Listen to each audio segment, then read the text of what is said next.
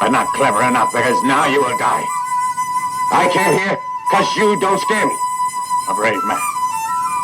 And if I should fail to kill you and you escape, then I vow to retire from fighting.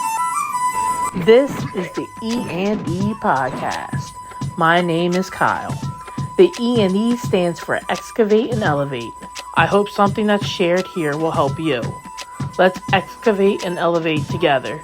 Let's dig deep and aim up.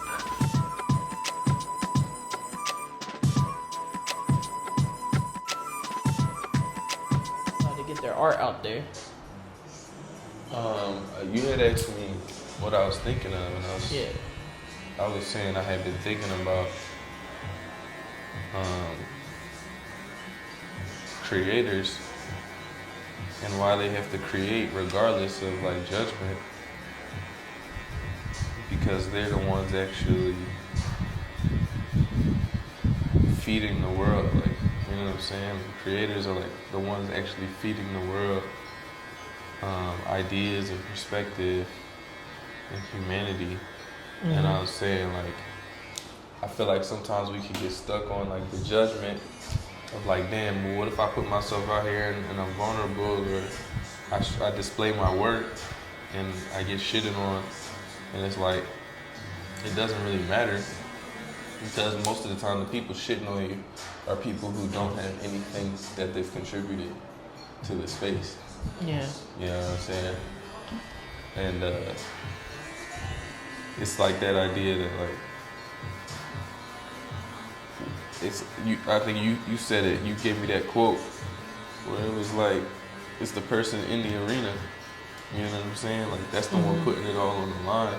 And so it's like to concern yourself with the opinion of people who have yet to bring that level of vulnerability, or have yet to, you know what I mean, contribute anything. You know, it's like pointless, you know? It's pointless to consider those people's opinions or weigh them higher than the fact that you're out here doing the work in general. Like, you know what I'm saying? Like, you putting in the work. And like, it's the constant putting yourself out there and putting work out into the world and having critique and being able to refine your work. That's what makes great creators anyway. Yeah. You know what I'm saying? So I think artists and people who create, I think they are people who are good at observation. Mm-hmm. I think that they carry a message. Mm-hmm. And I think because I'm thinking about the man in the arena. Uh-huh. The man's in the arena because they're there for the crowd's entertainment. Mm-hmm. And I sent you that GIF of Gladiator where he says, "Isn't this not what you're here for? Yeah. Like, are you not entertained?" And the crazy thing about it is we take, as creators, our observations, and it's almost like we offer it to the public as a sacrifice. Mm-hmm. And I think our biggest fear is we put ourselves out there as a sacrifice and we get ripped apart, but people don't find the value in it. So it's almost like your sacrifice was for nothing. Mm-hmm. You want what you offer to be of value. Mm-hmm. Like, just like how you cut hair, like, you charge people according to the value of what you feel your service deserves. Yeah. So imagine if you put your prices at a certain rate and no one ever pays for your haircuts, you'll start to, maybe you won't because of your personality, but many people would begin to question their value. Mm-hmm. Should I come down in price? Should I be looking for a different clientele? Mm-hmm. Because it's like, if I'm putting out a sign that my services are for sale and you're not buying, then I question my value. Was it worth, should I have even wasted my time in developing our art? So I like to write, but the messages that I'm writing down, are they valuable enough for you to listen to them? And then there comes in the question why you're writing, what's the point of the message, and there's some other variables, but that's just kind of where my thoughts lead me. That's really interesting though, because like I kind of have a different take on it, because I don't necessarily look at how something hits always as like the qualification of the value. Mm-hmm. You know what I'm saying? Because I think there's a lot of valuable things that are put into the world that the marketplace doesn't give a shit about. You know what I'm saying? So look at it like this. What's the value of a teacher? Well, a good teacher cares about the kids and wants what's best for the children. So what's the value of it? They're gonna. You really can't put a price on a good mentor, a good teacher who cares to see someone grow. Okay, so you say you can't put a price on it. So you got to pay them. It's almost like our current relationship. It's like you're kind enough to offer me free haircuts, but it's like I value that so much that it's almost like what is the best way for me to show that I appreciate his service and his friendship other than actually giving him the money for the haircut. Mm-hmm. So it's like a challenging thing where like you want to receive or you want to give, but it's almost like you want to find something deeper than like a cash value. It's just like I just want to show them that I care. Mm-hmm. So it's kind of like with a teacher, it's like if you really care about the students, you show them that you care and you try to extend to them a value that perhaps they need. Maybe they need something that you can offer them. That's just kind of the way I... So, but here's my thing, like, because I want to stay on track of my thought. Okay. The value of a teacher, you just said that, you basically just said, like, it's hard to put a price on it. Yeah. So, almost like it could be invaluable, right? Mm-hmm. It could be priceless. Yeah. But teachers still get paid less than basketball players. Right. They still get paid less than tennis players and people that do professional golf and all that shit. Mm-hmm. So, what that says to me is that there are things in this world that may hold value on an emotional level or on a subconscious level, but the marketplace doesn't reflect it. Right. Which is crazy to me because you would think, and that kind of bleeds into the thought that I was saying that I was meditating on, which is what are our values and the way we perceive values. How do we perceive what's valuable? It's like, okay, so we say that the teachers are looking after our youth and they're trying to instill them with good values, and yet the marketplace says that we value athletes more than we do our educators. Right. Our society values athletes more than they value first responders. Yep.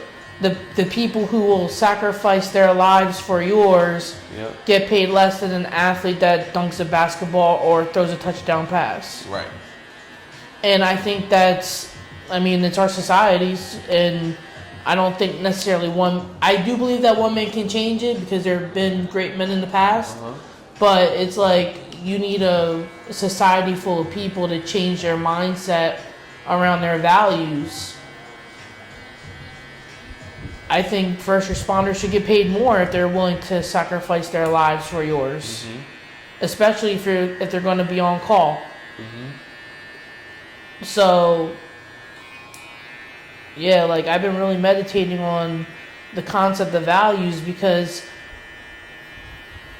the more you ask yourself, what do you value, like the more you could kind of reframe how you make your choices. Yeah.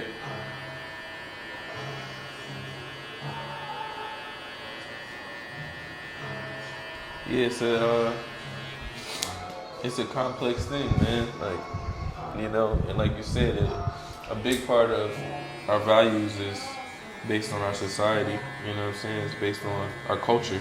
You know what I mean? Values and culture go hand in hand. And I think that a lot of the things that build a strong culture are not the values that we have. You know what I'm saying? Like, or I could, or you could even say, you could even argue that we have a strong culture, but it's based off of things that historically we do not value. You know what I'm saying? Or historically that go against our values. You know what I'm saying? Like in relationships, like I feel like a lot of relationships, especially our romantic ones, they're very much transactional relationships. At least I know that I've had to navigate out of the mindset of a transactional relationship where it's like I have my expectations of this person, so if they don't provide those expectations, I'm out. Yeah. It's more of a, I do have expectations and I do want them met, but at the same time, it's like, let's put it this way. I just saw an Instagram post where a female said, if you're making, I think it was like Less than 100K? less than Or 200K? No. It was like, if you're not making more than 50K a year, you shouldn't be dating. $1,000 don't date. I'm just being for real. You're not ready to date. Again, I'm with you. When You're not ready to date. You're not ready to date because courtship costs. Okay. Everything costs. You can go for 22 walks in the park. Eventually, Shorty is gonna need a sip of something. She gonna be thirsty. This bottle of water is $3 in Atlanta. Let's not play. So if you don't have any expendable cash, don't date. And whatever that looks like for you, you might only make 50,000, but you live in a shoe, and now you got expendable cash. Or get you a bottom of the barrel bitch that's gonna date you when you have no money. If she doesn't have the expectation, and I'm gonna tell you this right now, enjoy it while it lasts, because eventually you're gonna wanna run. Because she doesn't stretch you, she doesn't make you the man that you need to become. She allows you to be this stagnant dude in the same jeans for days. You know what I'm saying? be cutting up. I'm You just talk about making 50,000. Because dating is expensive. Yeah. And I dropped a comment saying, like, I didn't know love was based on net worth.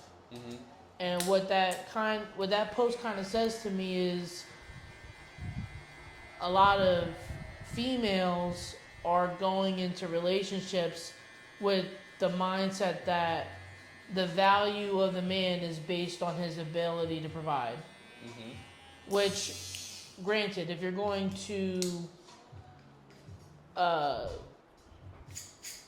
submit to that man's protection, then I understand that you want a certain level of security.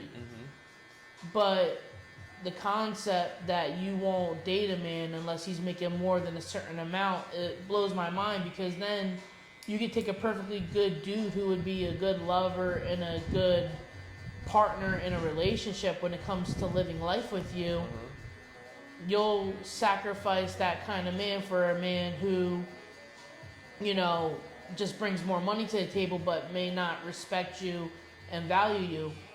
Because that leads me to another Instagram post that I saw where the girl says, I don't date nice guys, I mess around with F-boys. I'm not really into nice guys because I like boys, so I can't really think of anything nice that they can do. My lucky day, hell yeah. I'm just joking. All right, and what's the worst thing a guy can do? I guess be nice. Be nice. Because sometimes if you're too nice, it gives like, it's like the ick. Really? You know? Because it's like, why are you so nice? Do you like when guys like degrade you type shit? Is that what you like? Not degrade me, but like, you know. Because I feel like if a guy is nice, that means he gets no girls, and that's like a turn off, you know what I mean? Yeah. Unfortunately. Yeah. But then I'm on social media like, I want a guy that gets no bitches, but like, that's just not true. And she said, the reason why I don't mess around with nice guys is because they either come off as weak, which that's a valid point, or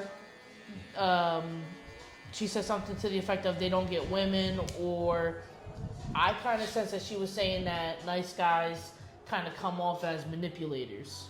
Okay, yeah. So, all valid points. But here's what I was thinking. she would much rather deal with a man who could leave her at any moment than to deal with, let's just say, a nice guy who might be a little weak, but actually be there for her. So it's like, I think people's values are kind of wild because I think they're looking for like security in people, but they're not looking for the relationships with the people. They're looking for what the person provides. They're looking for that person's value without being invested in the person. Okay, that's fair. But do you think it's also a problem for people to have, specifically like you're saying, because you said women, do you think it's a problem for them to have preferences? No, because even men have preferences. Yeah. Men have preferences. I'm just saying that what I've noticed is in these and the only reason why I prefaced women is because the 2 Instagram posts had women as the main subject. Yeah. But what I'm noticing is men do it to women as far as, sex, while women men seem to use women for sex, quite obviously, and women seem to use men for sex and money. That's just kind of what I see the pattern to be. But there is no conversation about the actual relationship part. It's kind of more of a transactional affair. They sound like business partners more than they sound like we're building a family. So that's kind of what I'm seeing where the divide comes in, because if those expectations aren't met, or if they are never realized that, like, for instance, a transactional relationship should be built more on the relationship than the transaction. When the transaction stops, you give up on the person. Like in business. But to me, it's like, it's a sign of where we are. You know what I mean? It's a sign of the times, because, I mean, before where we had like, where it was more so about like, I feel like marriage and all that shit has always been about acquisition of power. You know what I mean? Like, as a concept, people marry their daughter off to, a different family to establish relationships and blah, blah, blah, blah. Yeah. And so I think that there's always been a level of transaction when it came to marriage and relationships in general. Like you're gonna bear me kids and I'm gonna take care of you and see that you have everything that you need. So I think that still plays out in our mental space. You know what I'm saying? Where how we see like there's still women who want that security and they want that transactional aspect of like, I want a guy that can provide. Essentially, I want a good hunter. You know what I mean? Like a guy that can hunt. You know what I mean? Yeah, like, and I don't think they're wrong for wanting that. And so like, I think the other side of that is that we fail to acknowledge sometimes that we have changed. You know what I'm saying? Like what men need from women and what women need from men has changed because our societies have developed, and so they've changed as well. So it's like, I think it bears to ask the question. And I had seen like a post, somebody was talking, it was kind of the same thing where it's like where we have to ask the question like, well, what is my new place in society? How do I further accommodate women? How do I further accommodate men in a way that they're needing me today? You know what I'm saying? Because we don't need each other the way that we needed each other back in the day. You know what I mean? Like, even think about the idea that a lot of people used to have big families so that they can have help on their farms. You know what I'm saying? So they can have help with their businesses and stuff like that. They would have more kids and shit like that. Where it's like, we don't really need that anymore. You know what I'm saying? So I think there's always a level of transaction because we're humans. And I think like the relationship part comes into play where it's like we develop relationships and care for people who help us and make our lives better. You know what I mean? And vice versa.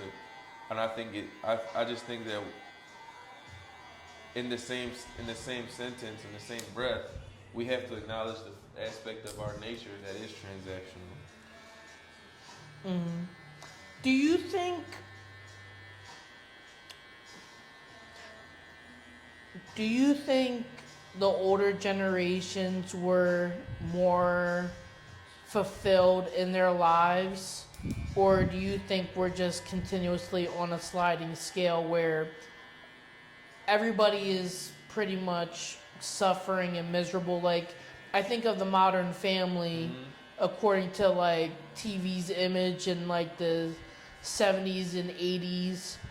Like, I think of like Full House, I think of Family Matters, and they portray happy families, and they're very much invested in the family unit. And don't get me wrong, I know that not every family unit is a happy family. Right. But do you think that because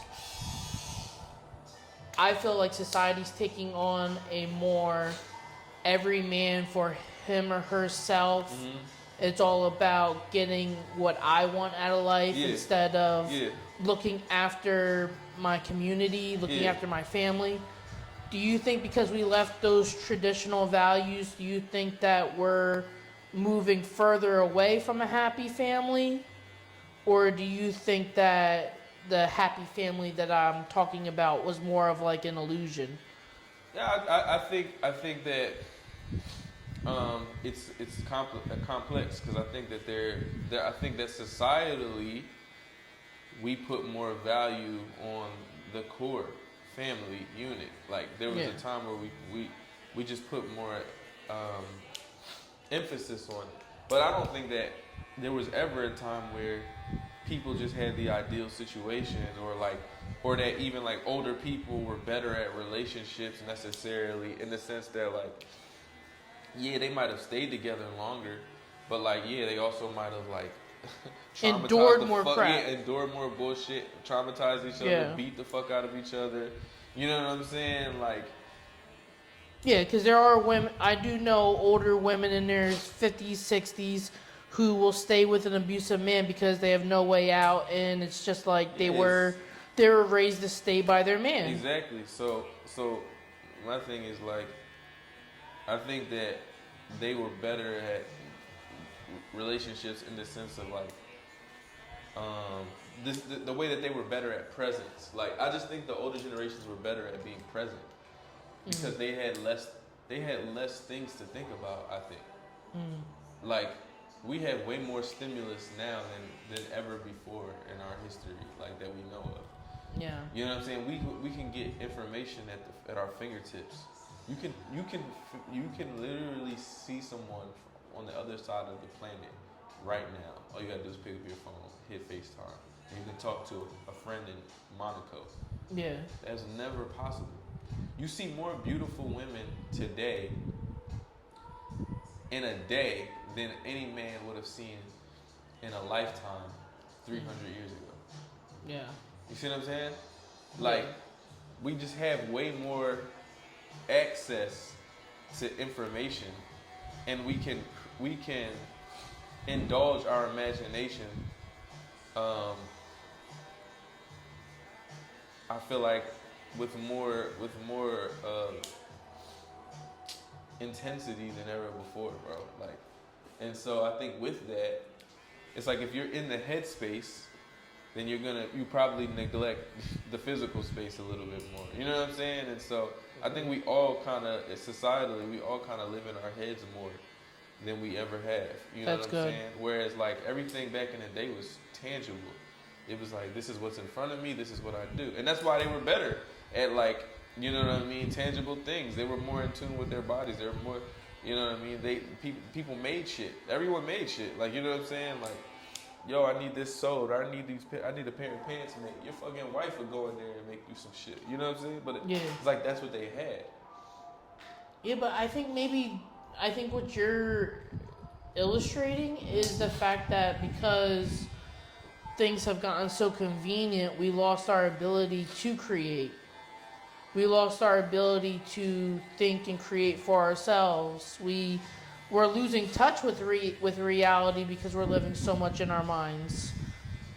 You know, we create fantasies, and instead of grounding ourselves in reality, we fight imaginary dragons inside our mind that aren't really there. And going back to the beginning of this conversation, you want to talk about creativity. It's like, I think our progression and the way our society values things and our shifting values, I think we're losing touch with reality. Oh yeah, for sure. You know, and that's a complex thing in itself, because it's like, well, what is reality? Because to some extent, reality, to some extent, outside of the basic laws of, you know, this plane that we live on, I mean, everything is imagined. Everything we have comes from someone's imagination. That car you drove here, that shirt you have on, you know what I'm saying? Like, even the way you see the world comes from someone else's mind. Or, you know, it's I want to use the word conglomerates, or it's just like a mixture of all the... Yeah, it's a culmination of all these different ideas. All the stimuli.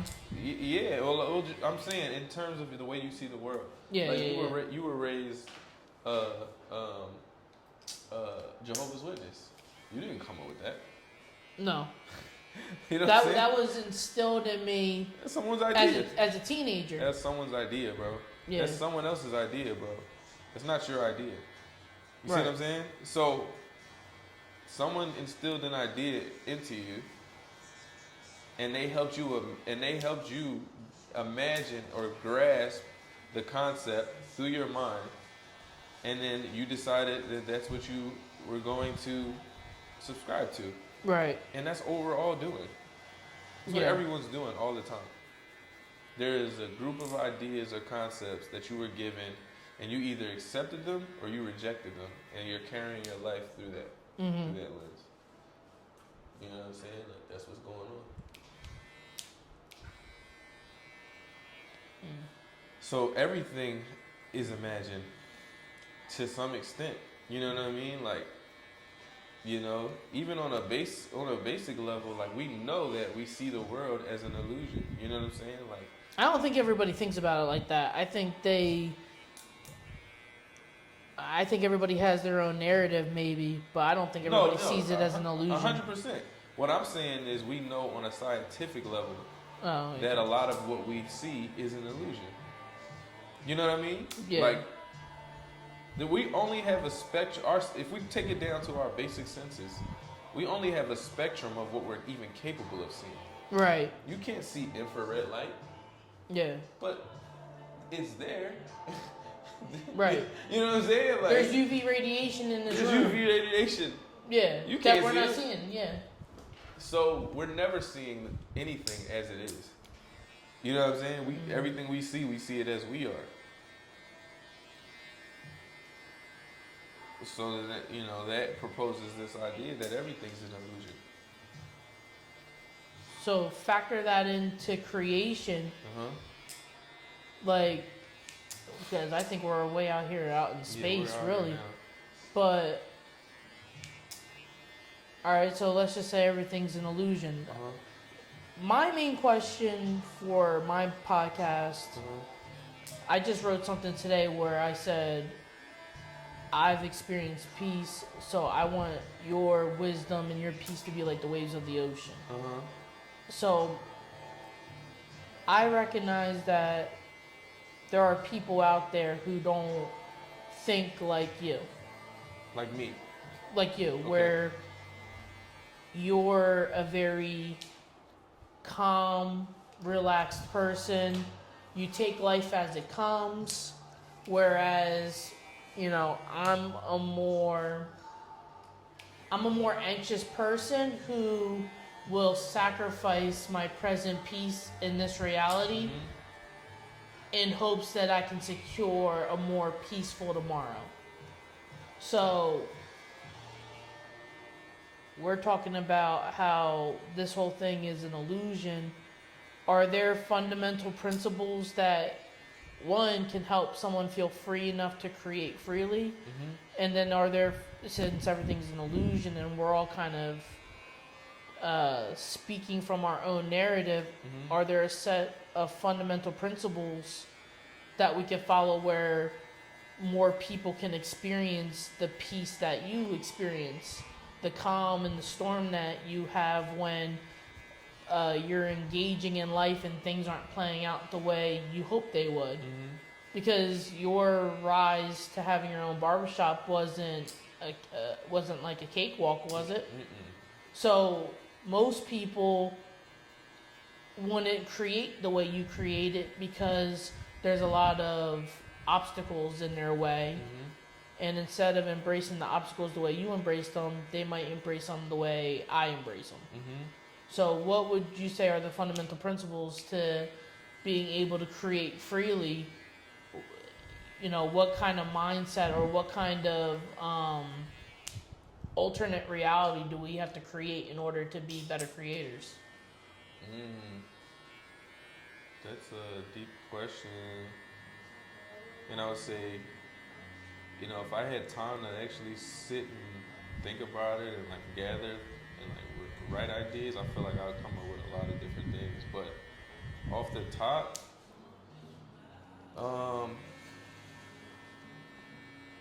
I think it starts with this idea that like if kind of what I was saying, like everything we have came from someone's mind. So if that's the case, then everyone has an opportunity to create something. You know what I'm saying? Now that goes into the next one where it's like, well, what are the resources? Like everybody, the most creative, there's people that are on this planet that are way more creative than everybody that, you know, that we know. You know what I mean? That's known for their creativity. Like there's some dude in the county jail right now that's more creative than, you know what I mean, Elon Musk.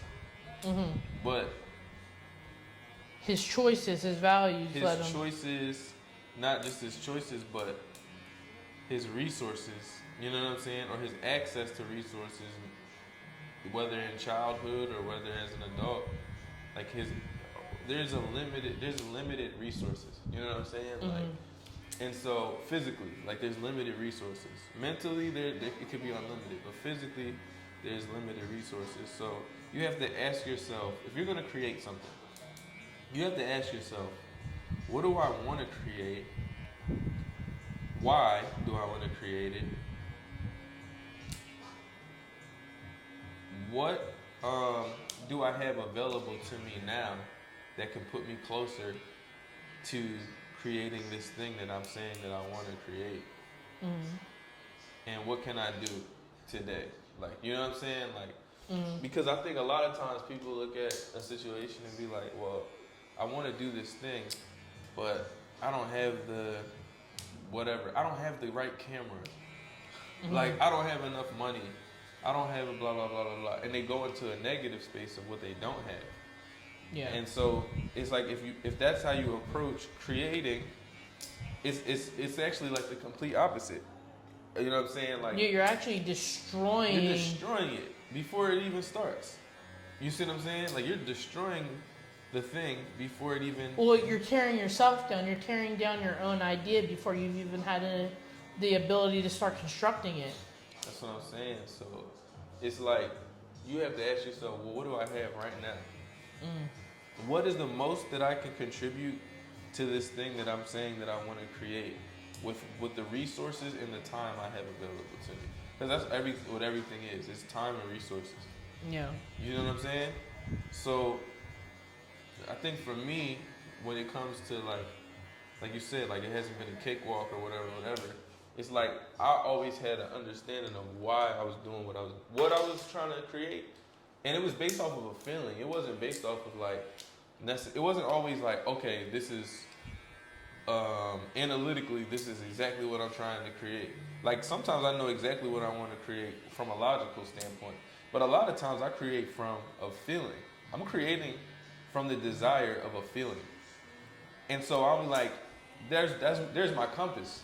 I'm like, I know if I'm. It's like that game where you're like, am I warm or am I hot? Yeah. You know what I mean? Am I warm or am I cold? It's like you're getting warmer, you're getting warmer, you're getting warmer, and because I'm creating from a feeling, I could ask myself like, okay, over the last 6 months, with everything that I decided to like do with my time, am I closer to the feeling that I said I was trying to create, or the feeling that I said I was trying to experience, or am I further? And that's a compass, like that's a compass for you. You know what I'm saying? Like, But see, I think you and I are having a completely different conversation than most people. Because the way I was thinking about the things I was doing was, I want what I'm creating to have this specific outcome. So if you're an artist, especially in our culture, you want what you're creating as an artist to produce you money. You want it to produce you some state of, you want to go from you want to go from being a nobody to being somebody. You want to be recognized because you want the people who observe your art to value your art, whether that's money or that's the accolades. see, I don't create from that space. So that's what I'm saying. So Yeah. I feel like your values are different because you said that you're creating from you're creating from a feeling. So my question to you is what are you trying to create, and what is the value behind what you're creating? So I'll say these two things. One, I've always just been trying to create a life that I didn't want to escape from. So that's one, because I feel like a lot of people, like even when it comes to vices, it comes to drugs and all that shit, escapism in general, I think that we experience that or we indulge that because we're trying to get out of our current reality. Yes. You see what I'm saying? And it makes perfect sense. It's like, if I am blatantly uncomfortable, or if I am blatantly like miserable with my current circumstances, then the creator in me wants to change the circumstances. Yes. I think that's I like that. That is very human. Like that is like, because you have I move from this thought process now. So I want to create more. I'm moving over to your way of thinking, not worried about the end result of my creation, but focusing more on creation because I do believe that I was made in an image of a creator. yes. So that means that I have the power to create. So Yes. our choices, in a sense, is our power to create a different reality. And what I hear you saying is most people, instead of creating the reality that they want, will settle for a substance or a vice that will create feelings that make them feel good in that moment, even though it's not what they really want out of life. 100%. It's like it's tricking yourself to being like, well, it's like giving yourself the reward before doing the work. Like, it's like, yo, this is what I want to feel. Instead of doing the work and letting the work give me the feeling, I'm gonna take this vice, or I'm gonna go to this club, or I'm gonna drink this drink, or I'm gonna do this Molly, and I'm gonna get that feeling right now. Because they value that feeling. Maybe they've been suffering or beating themselves up so much that they need that heroin because they need that warm hug at the end of the day. Yeah. You Or know? they need that meth because they need something to give them energy and to inspire them. Yeah. And I'm taking this from a podcast, CG Kid. He talks about how he was an addict to multiple substances. Yeah. So he breaks down in a Like what they all did for non-biased way, Yeah. So he explained that heroin was kind of like a warm hug, Yeah. while meth, his first times using meth, it gave him such a it gave him such a rush that he was able to basically relieve himself in the moment. Yeah. It was such a powerful rush of endorphins Yeah. and feel-good chemicals that Yeah. he lost all control of his lower half. Yeah. So it's like you take how powerful these substances are and the feelings that they create in people, and I feel like what you're saying, like they don't feel that in their day-to-day life. Yeah. So they reach for that warm hug or they reach for that rush of endorphins because that makes them feel alive or Yeah. that comforts them for that moment. Yeah. So, you know, taking it back to what you were saying about your creation, it's like you're not, you don't seem to be running from anything. That was the whole goal. My whole goal was to get to a place of like, bro, there's nothing to escape. You're not, what do you, there's nothing to escape. I feel like a lot of the decisions that we make as people are based around us trying to escape something. Like, you know what I mean? It's based around like, Fear. yeah, or fear, or just like, I know people who have enough money to fix their situation right here, right now, but instead of fixing their situation, it feels like they value having the money in their hand more than actually the value of being able to fix their situation. yeah. Yeah, I mean, I don't know, man, like, I'm not trying to call no one out, but I actually know somebody with this experience right now where Yeah. they need to do some work to their environment, but instead of using the money to fix their environment, they would much rather have the money because it's almost like the money means security for them. Yeah. If something else bad happens that I can't control, then I can use this money for something else. Meanwhile, they have the money to fix one of their problems right here, right now, and that might actually bring them a real measure of peace. yeah. But I see that you don't walk with that kind of mentality where it's like, I don't want to use these resources on my problem because I'm holding out for something else. It's kind of like how you are talking about putting a logo up on your window. It's like, and I'm not trying to dig into your financial business, but a person like me would question, do I have enough resources to do it? Are you doing it from a position where, and you don't have to answer if you don't want to, or you can find a way to circumnavigate it, but like, are you producing certain activities from a place of, I just need to get it done and this will move me closer to my goal? Or is there a lot of measuring your resources and trying to decide, is this something that I need? Like, are you just creating, or are you being really conscientious in your decisions? I think that there's like a dance. There's a dance.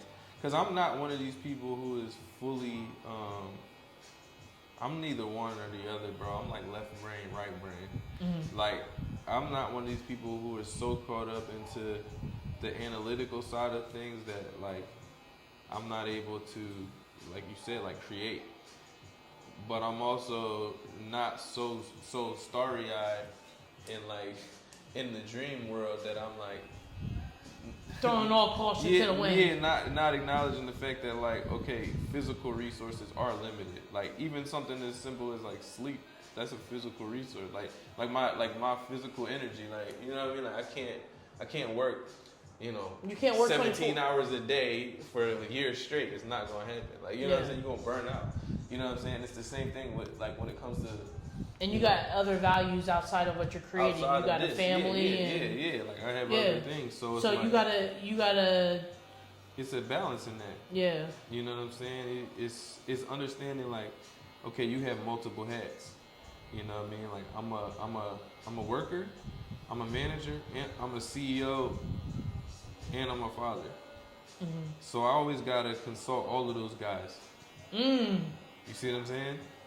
I gotta consult all of those guys when I'm doing stuff, when I'm making decisions. Do you have a hierarchy of values? A hierarchy? Yeah, like do you have things? Do you have it to where, I'll just put it the way I would think about it. I'll work on my business, but not at the expense of my family. Yeah, see, like, see, for me, it's like, I guess I do have a hierarchy, and if I thought about it more, then I'll probably would have a more accurate answer for you. But I think everything fuels. I think it's an ecosystem. So they all fuel each other.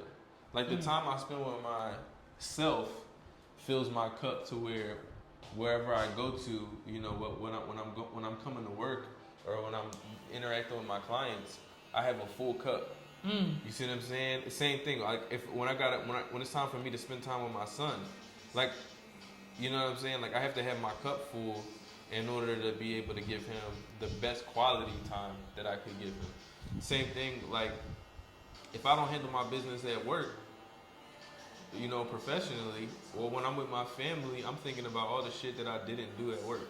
So now I'm taking time away from them because I'm there, my body's there, but I'm not actually present with them. You see what I'm saying? So like, is it a hierarchy? I like how you said it's an ecosystem. It's like It's an ecosystem. no, I get you. I think if you, I like the idea of a hierarchy Like, of what's more values. important, the sun or the moon? Yeah, you can't. We just need both of them. Yeah, Like, is the ocean better? Like, which one? Like, you know what I'm saying? Like, but the sun also has a phase of influence on the earth, just as the moon has a phase of influence on the earth. Where I get that we need them both at the same time, because if the moon was to fall away, something would happen to the earth. But when it's dark out, even though the sun isn't shining on the earth at that moment, from that point of view, I guess what I'm thinking is that's not the focus. The sun's not the focus when you're looking at the moon at night. So it's like, how does one balance out those phases? and that's the whole point. That's my. That's Is that whole the thing. journey? Yeah, like that's the whole thing. It's like you're figuring out. Like, at least for me, it's like, okay, some days your family, there's gonna be some weeks where your family needs more of your attention, and you might have to take, you know, extra time from work or extra time from clients or extra time from yourself. Like you might have to call off You from might work have that to call day. off that day. Yeah. And I've done it, bro. I've paid for classes. You know, like classes that it was some money. Like, you know what I'm saying? I paid for classes and be like, I can't go today. Like it might be a 2-day class. I'm like, I can't go today. I have to go day 2 because my son really needs me today. I can just feel it. Like he needs my attention today for whatever reason. But he needs to be around me. Like, you know what I'm saying? And I've made that call. Like, all right, I'm not going. Like, I'll call the teacher and be like, hey man, I'm not gonna make it today. Like, I gotta spend today with my son. You And see what I'm see, saying? I think people, again, going back to the way people think, I think a lot of people think that their business life is separate from their family life. And what you're telling me is because it's an ecosystem, all those things kind of factor into how you make your decisions. Well, spend all your time with your family and see how your business does. Yeah, it's going to suffer. But also spend all your time on your business and watch how your family falls apart. Right. And then, like, I know people who have great business lives, they're making great money, but their marriages are falling apart. Yep, 100%. I feel like I have a pretty good marriage, but I would like to see more in my business endeavors. So I do agree. Like, I do like the ecosystem mentality, because you're right. You can't really say my family at the expense of my business, because your family depends on your business. Your family depends on your business. Yeah, You know what I mean? they depend on you to serve customers so that they can eat. 100%, bro. And so I think it's our job. We wear different hats. We wear multiple hats, and it's our job to identify and choose what those hats are gonna be, and then allocate our our resources mentally, physically, spiritually, allocate our resources to those things according to the need. Yeah. You know what I'm saying? A lot of times people with all the time in the world have no money. People with all the money in the world have no time. And so for me, I always looked at it like, I don't need all the money. You know what I'm saying? Like, my time is more important to me than anything. You know what I'm saying? So it's like, how much am I willing to sacrifice in terms of making sure that I'm getting the most I can get. You can go ahead, Lee. Just hit this neck real quick. How am I making sure that I'm getting the most out of my time in whatever space I am, but not at the expense of everything else in my ecosystem. You know what I'm saying? I want to get the most. I want to get the most money I can out of the day. It's just hunting, right? We're just hunting. That's all we're doing. We're hunting. Like essentially, we're fucking hunting for we're gathering resources to bring back to our families. You know what I'm saying? And that's good for everybody because the more resources I have, the better. The more useful I am to my entire community. You know what I'm saying? Like it all goes back. It's the same thing. It's like, well, what's more important, you or your community? It's like, well, they're both important. Yeah. You might have to tend to one first, but if you don't tend to the other, it's still gonna suffer. Right. You know what I'm saying? Like, what good is it for you to be rich, have all the money, if you're not going to share it with people who need it? Yeah, or if your whole environment around you is burning down.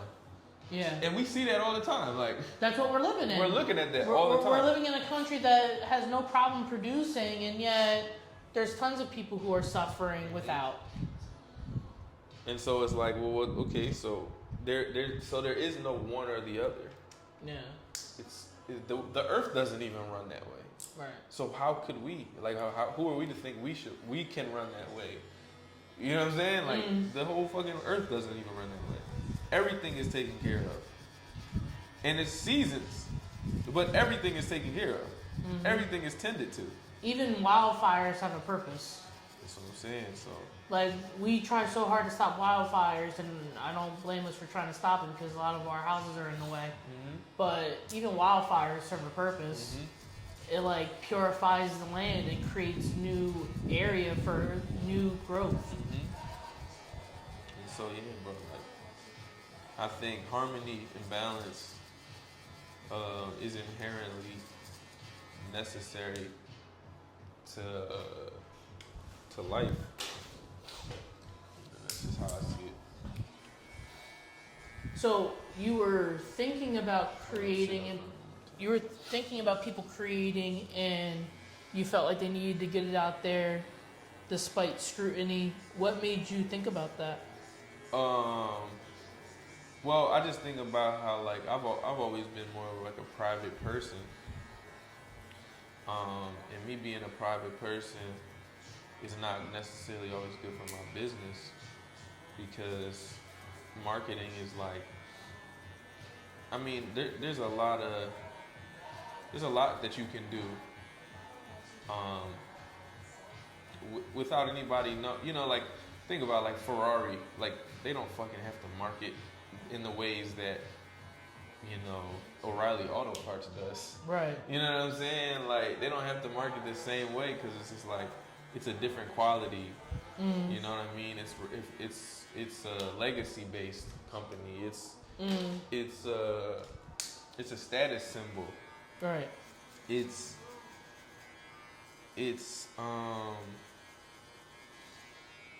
referral based. You know what I'm saying? Like, people speak on this brand, speak for it. Like, and so I feel like I'm more interested in that type of space.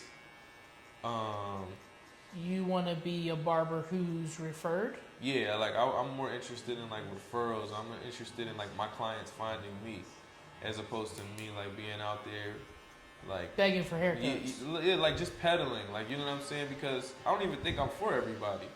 You know what I'm saying? Like, I genuinely don't even think I'm for everybody, bro. And like, that's why I don't have that same scarcity mindset that a lot of barbers I think that's interesting though, because it sounds, what I'm hearing you say is the same way Lamborghini and Ferrari are cars that don't need to advertise their business. The people know that they want a Lamborghini. The people know that they want a Ferrari. Yeah. It's because of the value attached to those cars. So you want to be referred to. Yep. I want people to be like, bro. On what basis do you want people to refer you? I want people to just be like, bro, I love Like what traits? What traits do you want people to refer you for? Quality, I'm thinking about something on this one. quality, excellence, customer service, in relationship. You know what I'm saying? Like, I feel like knowing, I genuinely feel this way. It's not even on some like, it's not on some ego shit. I feel like knowing me is a privilege. Like I genuinely, cause I know what I put into every relationship. Like I put so much into relationships that I know I can't have that. I can't have a just like this endless amount because I would be depleted. Like that's how much, bro. My clients call me during the week. They don't even need a fucking haircut. Like, yo, bro, I got this shit going on. Let me get your opinion on this. That's different, bro. We not the same, bro. Like, it's a different level. You see what I'm saying? Like, so it feels so. Again, this is what comes to my mind when you're talking to me. This is more than just a business for you. bro, this is deeper. dog. This is deeper than you making a paycheck to take care of your family. It does do that, but at the end of the day, you have purpose behind your operation. This vessel is your ability to provide your value to people. 100%, bro. The barbering shit was just a vehicle to get around people. To basically be able to invest into people what I've always been doing my whole life. You see what I'm saying? Yeah. But it's like now I got a way where I can sustain my life based off of the value that I bring to my community. Because I always bring this to my, like literally, you can ask my friends from 15, 20 years ago, like they'll tell you like, oh, he was always the one like that was focused, fucking, and he was outside with us, but he was focused, and he was always the one that we went to for the advice, for the clarity of thought, for the... Because you're the type of person who's always aiming higher. 100%. What you value is not as shallow as maybe what society values. 100%, I agree. Like you just told me, you value the idea that someone calls you in the middle of the week because they have a problem, because your value is in the fact that you're building these kinds of relationships where people recognize that you're a good person, people recognize that you're a person of value, and you want to share that value with people who value what you bring to the table. Exactly. Because that's the thing, everybody doesn't value that shit. Like everybody, and that's okay. Like it's not, everybody doesn't have to. Like that's why I say I'm not for everybody. Like everybody's not gonna need your services. Right. You see what I'm saying? Like, and who are you to think that everyone does? But if you can, if you see the value in what is provided, you know, then yeah, this is for you. And like, you have to make yourself available to those people.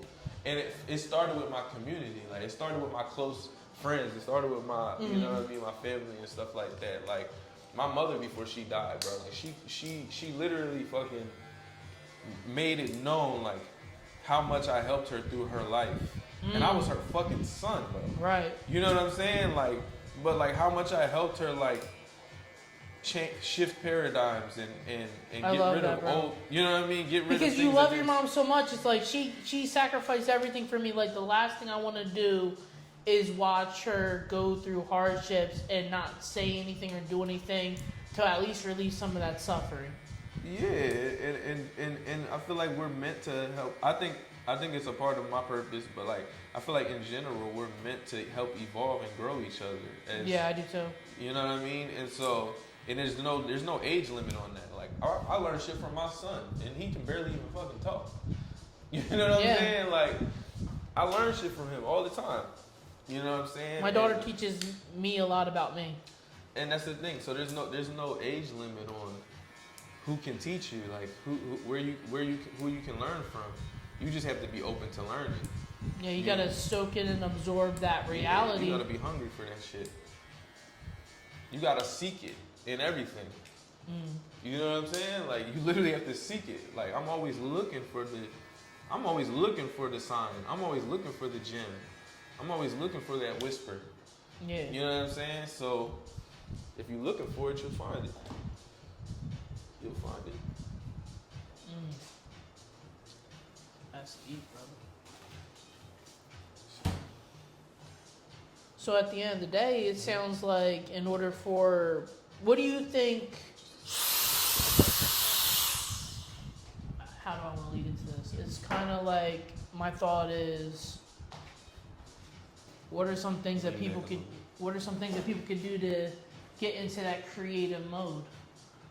Because the way I'm navigating it is I am taking the resources at my disposal and doing the best that I can to create. But I don't have all the tools that I need. Now, fortunately... This is what I said. Start with where you are. Now, fortunately, I do see the asset in the people I know, because while I was using what was at my disposal in like my phone, and I was trying to look for alternative apps and methods to record, you just so happen to have bought these microphones. So at my disposal now, it's like, and I've been thinking about this for a while, it's like we got to help other creators create. And like maybe in the sense of the situation here, you're providing the microphones, but we're both having a conversation where we both receive content. So my thought process is do people need to collaborate more? Well, yeah, I think in general people need to collaborate more, and that's one of the places where that's one of the aspects where we really screw ourselves over in life, is that we think we have to do everything on our own. And this is because people are so greedy and people are so scarcity mindset that they think like, if I do this or something, I won't get the credit or whatever the fuck people think, bro. Or just the idea that like, it's taught, like we're kind of taught to do things. We're very much like an individualistic society, but nothing great has ever been built solely by anyone's own. Like, you know what I mean, on someone's own. Like everything that's really great that's been built and took a team effort, because it takes a lot of resources and a lot of energy and a lot of brain power, you know what I mean, and a lot of luck and a lot of, you know what I mean, all these different things to create anything worthwhile. And so even look at look at the underlying context of our society. Like, okay, we all act like, you know, I'm self-made, I do this shit by myself. Well, okay, well then why does Uber exist? You know what I mean? Like, why the fuck does DoorDash have a platform? You know what I mean? Why does Turo have a platform? You know what I mean? Like, it's because we live in a society that the reality of our existence is that like it's a shared economy, bro. Like everything affects everything, bro. Like, you know what I'm saying? So if everything affects everything, then at the same time we can use that for positive, like, you know what I'm saying? Like, I don't need... And like, maybe in the sense of the situation here, you're providing the microphones, but we're both having a conversation where we both receive content. So my thought process is do people need to collaborate more? Well, yeah, I think in general people need to collaborate more, and that's one of the places where that's one of the aspects where we really screw ourselves over in life, is that we think we have to do everything on our own. And this is because people are so greedy and people are so scarcity mindset that they think like, if I do this or something, I won't get the credit or whatever the fuck people think, bro.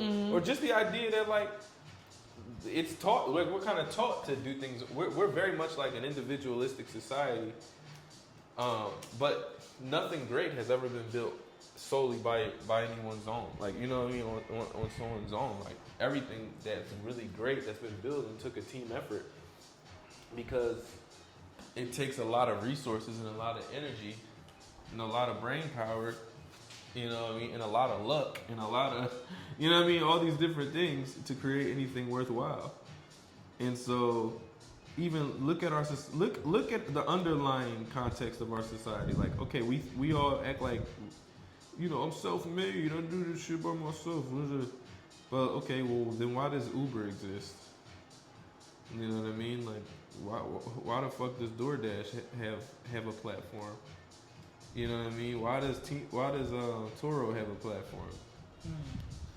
You know what I mean? Like, it's because we live in a society that the reality of our existence is that, like, it's a shared economy, bro. Like, everything affects everything, bro. Like, you know what I'm saying? So if everything affects everything, then at the same time we can use that for positive. Like, you know what I'm saying? Like, I don't need, bro, you go on OfferUp, you go on Facebook Marketplace, whatever you need is on there. Why? Because somebody has what you need.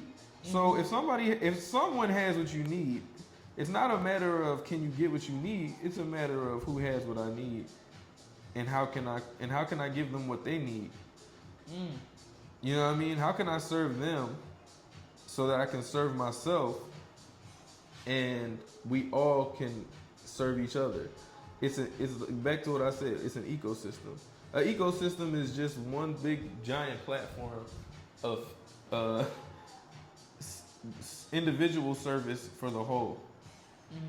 I think people are only so I like how you said that. It's like someone has what you need on OfferUp, but I think the only time we think about OfferUp is the exchange of money. I'm gonna pay for this with money. So, are you saying that there's other ways that you could probably serve that person to get what you need? There's always another way, because it's not money. Bro, money's a medium of exchange. We give money to get something. It's not real. Money's not real. You know what I'm saying? Like, it's a medium. So it's like, okay, well, I got this stored up. Money is like it's like stored up energy. Like, it's like a battery. I got this energy stored up for when I know what I need.